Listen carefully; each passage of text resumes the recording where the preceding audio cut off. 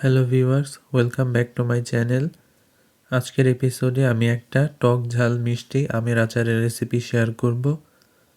যারা আমের আচার সারা বছর সংরক্ষণ করে রাখতে চান, এই ভিডিওটি তাদের জন্য। যারা চ্যানেলটিতে নতুন তারা চ্যানেলটি সাবস্ক্রাইব করে নেবেন। সো আর দেরি না করে ভিডিওটি শুরু করা যাক। এই রেসিপির জন্য প্রথমে আমি আমের খোসা ছাড়িয়ে নিয়েছি, এরপর এগুলোকে আমি মাঝারি সাইজের পিস করে কেটে নিয়েছি। আপনারা আপনাদের পছন্দ অনুযায়ী কেটে নেবেন। এরপর এগুলোকে আমি আধা ঘন্টা পানিতে ভিজিয়ে রেখে পরিষ্কার করে ধুয়ে এগুলোকে পানি ঝরিয়ে নিয়েছি আচার বানানোর জন্য।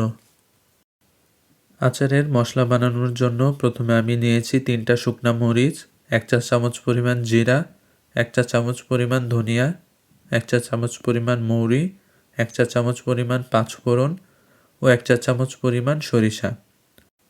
এরপর আমরা এগুলোকে 3 থেকে 4 মিনিটের মতো হালকা তাপে ভেজে নেব। এ সময় আমরা অবশ্যই খেয়াল রাখব মশলাগুলো যেন পুড়ে না যায়। মশলাগুলো যদি পুড়ে যায় তাহলে পরে আচার খেতে ভালো লাগবে না। ভাজা হয়ে গেলে এগুলোকে আমরা ব্লেন্ড করে নেব। মশলাগুলি ব্লেন্ড করা হয়ে গেলে আমরা সরাসরি রান্নায় চলে যাব।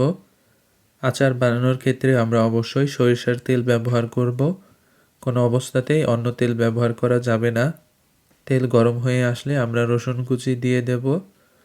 রসুন কুচি আমরা হালকা কালার হওয়া পর্যন্ত ভেজে নেব। রসুন দেওয়ার পর দেখতে ঠিক এই রকম হবে। এখন আমরা 2টো শুকনো মরিচ দিয়ে দেব। আমাদের রসুনে যখন কালার চলে আসবে তখন আমরা 1 চা চামচ পরিমাণ পাঁচফোড়ন দিয়ে দেব। এরপর এগুলোকে আমরা আরও 1 মিনিটের মতো ভেজে নেব। 1 মিনিট পর আমরা 1 চা চামচ পরিমাণ সরিষার বাটা দিয়ে দেব। এরপর এগুলোকে আমরা আরও 1 মিনিটের মতো ভেজে নেব। 1 মিনিট পর আমরা আম দিয়ে দেব। আমগুলোকে আমরা নেড়েচেড়ে ভালোভাবে মশলার সাথে মিশিয়ে দেব।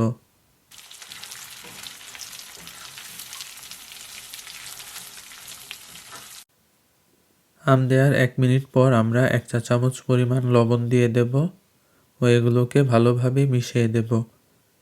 এরপর এগুলোকে আমরা আরও 1-2 মিনিট ভেজে নেব। 1 থেকে 2 মিনিট পর আমরা হাফ চা চামচ পরিমাণ মরিচের গুঁড়ো ও হলুদের গুঁড়ো দিয়ে দেব যাতে আচারে সুন্দর একটা কালার হয়। এরপর আমরা আমগুলোকে আরও 1 থেকে 2 মিনিটের মতো ভেজে নেব।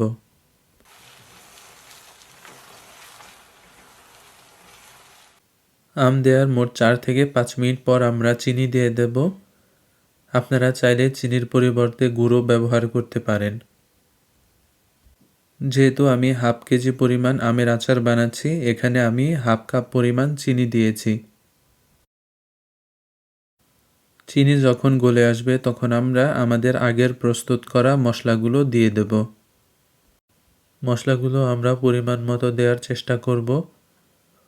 আচারে যদি মশলার পরিমাণটা বেশি হয় তাহলে আর আচার খেতে ভালো লাগবে না। এরপর আমরা এগুলোকে ভালোভাবে মিশিয়ে দেব।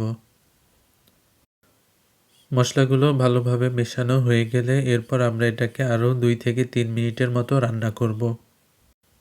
আমাদের রান্না প্রায় শেষের দিকে। এখন আমরা সামান্য পরিমাণে বিট লবণ দিয়ে দেব। কেউ যদি আচার সারা বছর রেখে খেতে চান তাহলে এই সময় অবশ্যই ভিনেগার ব্যবহার করতে হবে। ভিনেগার ব্যবহার করার ফলে আচার অনেক দিন পর্যন্ত ভালো থাকে। আমাদের আচার বানানো শেষ। এখন আমরা চুলা বন্ধ করে দেব ও আচারগুলোকে ঠান্ডা হওয়ার জন্য রেখে দেব।